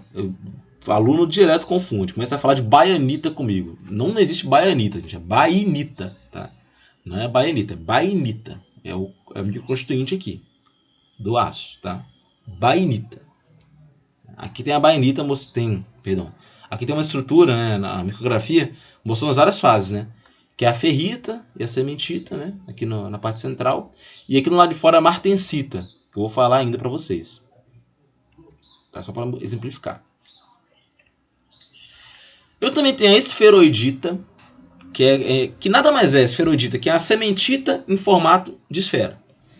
Que é sementita globulizada. Né? Se eu pego um aço com estrutura perlítica ou bainítica e aqueço e com uma temperatura abaixo do eutetóide por um período longo de tempo, a sementita ela vai tomar uma forma esférica. Tá? Então é apenas um formato específico aí. Essa esferoidita ela é menos resistente e menos dura, só que em compensação ela é muito mais dúctil. Né? A esferoidita ela não aparece para a gente nas curvas TTT. A gente vai analisar aqui daqui a pouco. Aqui tem em formato, né? A gente fala esférico, mas ela não é uma esfera perfeita, tá? Ela tem um formato que tende a ser mais esférico, como está mostrado aqui na imagem. Que é a sementita globulizada ou esferoidita. A martensita, né, é outro microconstituinte do aço, né, que é muito importante, tá bom? A martensita é muito importante, né? E ela sempre aparece quando eu pego uma liga de ferro-carbono, ou seja, um aço, com um teor alto de carbono, né? Para aço, um alto teor de carbono, posso falar que é acima de 1,5%, né? Eu aqueço e resfrio muito rápido. Quando eu faço essa sequência de aquecer e resfriar rapidamente, eu vou gerar na estrutura a martensita. Na prática, o que é martensita? É uma estrutura CCC, né? Que, na verdade, o cubo, que é o CCC, ele é alongado numa direção. Então a estrutura cristalina muda. Um cubo que é alongado numa direção não vai ser mais um cubo, né? Vai ser uma estrutura que a gente fala que é tetragonal, né? Então a martensita é uma estrutura tetragonal compacta. É um cubo que se alongou, né? É martensita, tá bom? Ela acontece sempre que a gente resfria um aço rapidamente, tá? A martensita, né? Como ela é muito rapidamente, a gente fala que é a transformação adifusional. Por quê? Porque não teve tempo da austenita difundir, né? Fazer difusão. Então ela acontece muito rapidamente. O resfriamento tem que ser muito alto, né? Quando fala resfriamento alto, gente, dá pra fazer isso em laboratório, né? Espero que vocês consigam ver isso no laboratório ainda dentro do TecMat. Que eu vou pegar uma amostra de aço, levo até a temperatura alta, né, sei lá, 800 graus Celsius, e deixo lá. Então eu vou pegar essa amostra do forno e vou imediatamente jogar ela num banho de água. Porque a água, se eu jogo a amostra quente dentro da água, ela vai fazer a água evaporar rapidamente, né, vai borbulhar, etc. E vai resfriar muito rápido a amostra. Em questão de 5 segundos, você já consegue botar a mão na amostra sem queimar a mão. Né? Então é um resfriamento muito alto. Se eu pegar essa amostra e jogar em óleo, é mais rápido ainda. Né? Então, assim, para fazer a martensita, eu tenho que ter uma taxa de resfriamento muito alta. Para evitar que a difusão aconteça. Eu não posso dar tempo para o carbono se difundir. Né? Então, na verdade, a austenita não parte do CCC, tá, gente? Confundi. É CFC, tá? Ela parte do CFC para se tornar TCC, né? Que é um cubo alongado numa direção. Né? A martensita ela surge quase instantaneamente. A gente fala que é a transformação atérmica, né? Que depende da temperatura que ela chegou. né? É apenas, né? Então, já vi até em prova de concurso isso, né? O que é uma transformação atérmica difusional, né, no aço? Martensita. Né?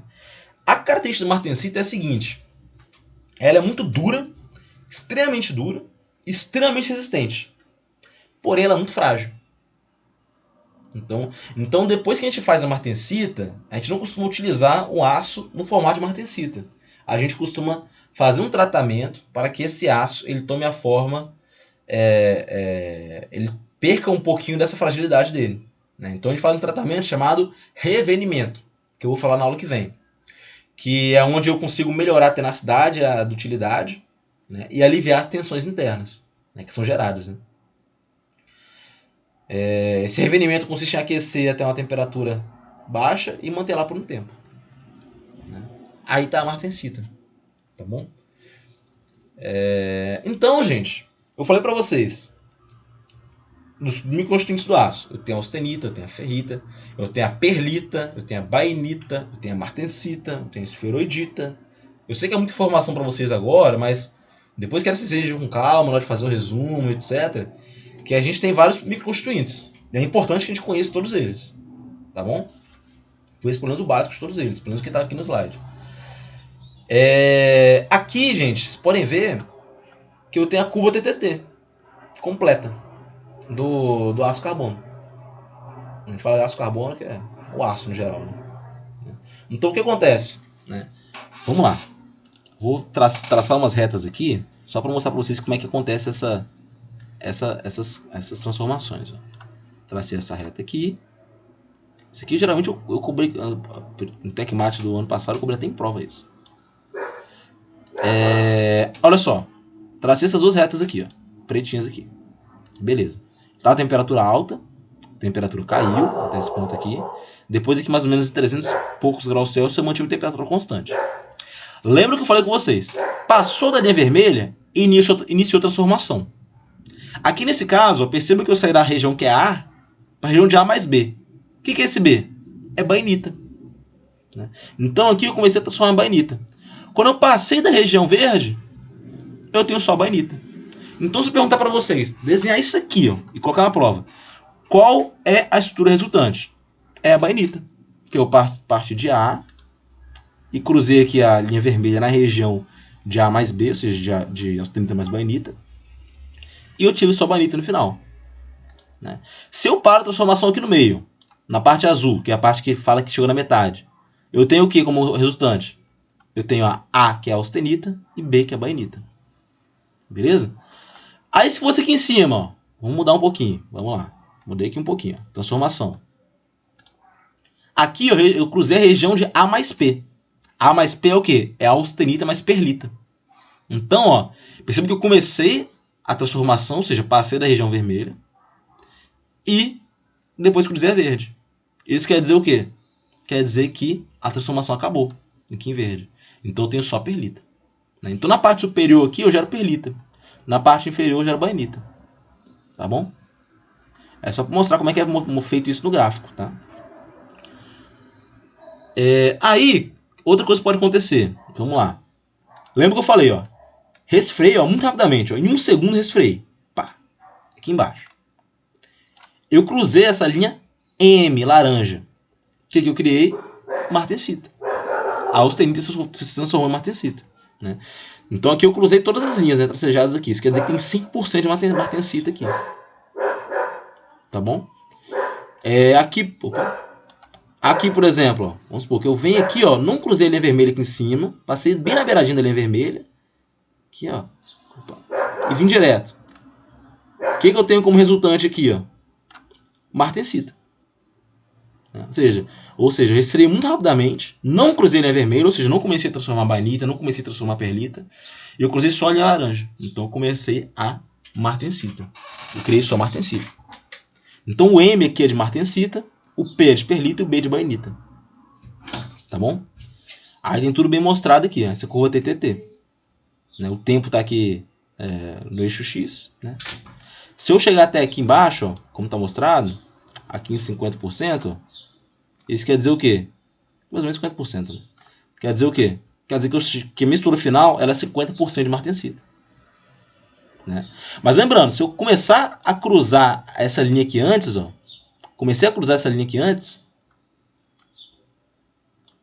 aí eu já não tenho martensita, que eu já tenho a perlita.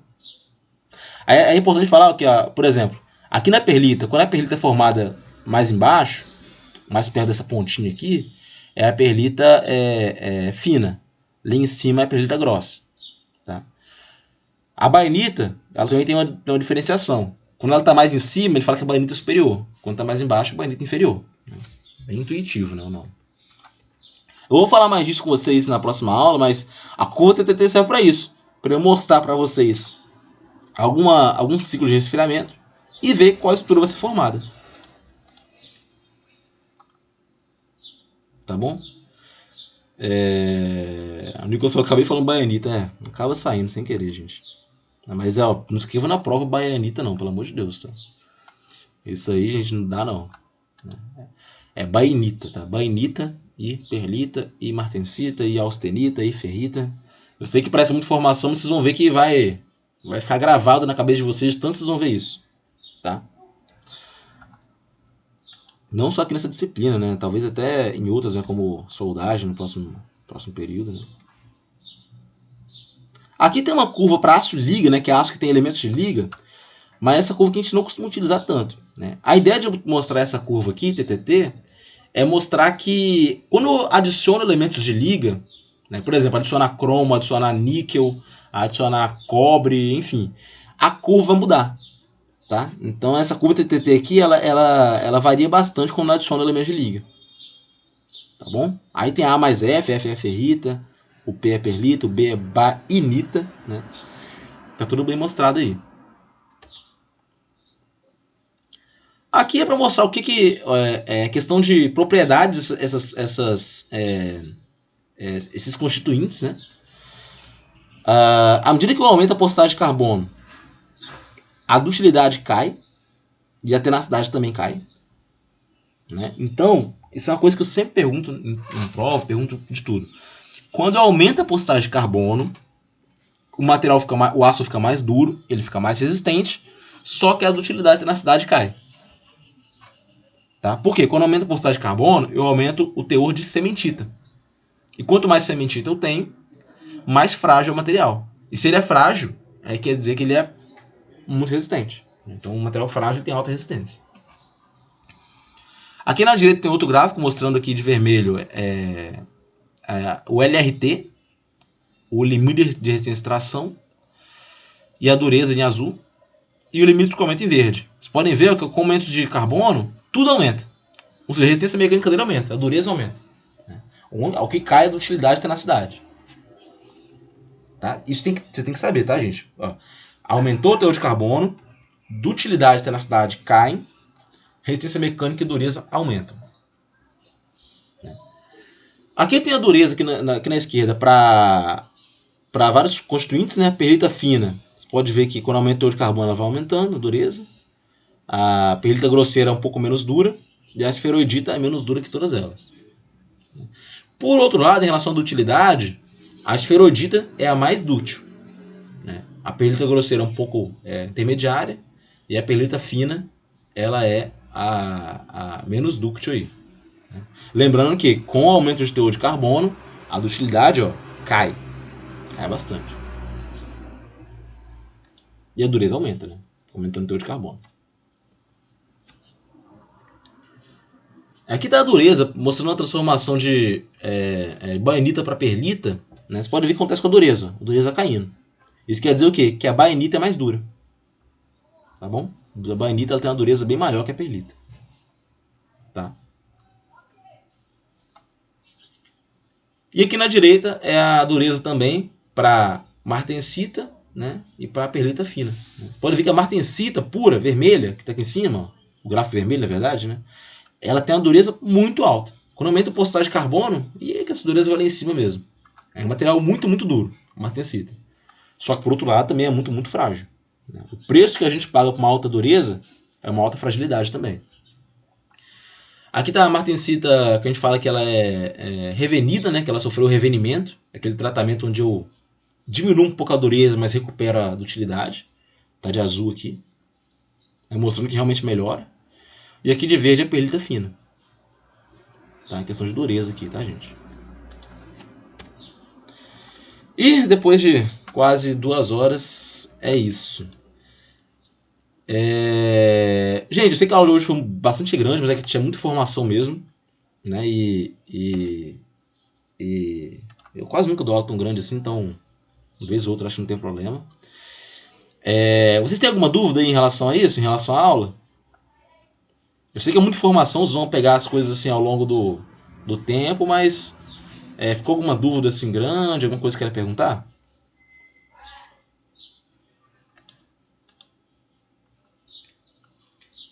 Pedro falou tudo certo, só revisar. Pois é isso mesmo. É importante que vocês façam um resumo, dê uma lida, né? Eu sei que decorar assim que propriedade da bainita, propriedade da perlita é difícil. Só que vocês fazendo os resumos, estudando isso aí, vocês vão ver que não tem muito mistério não, tá? Muita coisa bem decorada mesmo. Como eu falei, essa disciplina nossa é bem teórica. Então é isso, gente. Lembrando o seguinte, hoje eu vou postar essa aula no Moodle, eu vou postar as notas da pergunta de vocês somadas com os resumos, né? E vou postar a recuperação para quem não fez a prova ou quem quer recuperar a nota, tá? Então vou postar isso tudo hoje, né? Se eu não conseguir postar hoje, no máximo amanhã eu posso, né? E aí vocês vão ter até quinta-feira que vem para entregar a recuperação, né? E quem quiser fazer, né? Beleza? Então é isso, pessoal. Novamente peço desculpa semana passada, eu não consegui avisar vocês, tá? Foi a primeira vez desse tempo todo de não presencial que eu não consegui avisar a turma que eu não podia dar aula. Então fiquei até chateado por causa disso. Mas é isso, gente. Tenham uma boa semana, descansem. E qualquer problema que vocês tiverem, vocês podem mandar mensagem pra mim lá no grupo ou no WhatsApp, tá bom? Valeu, pessoal.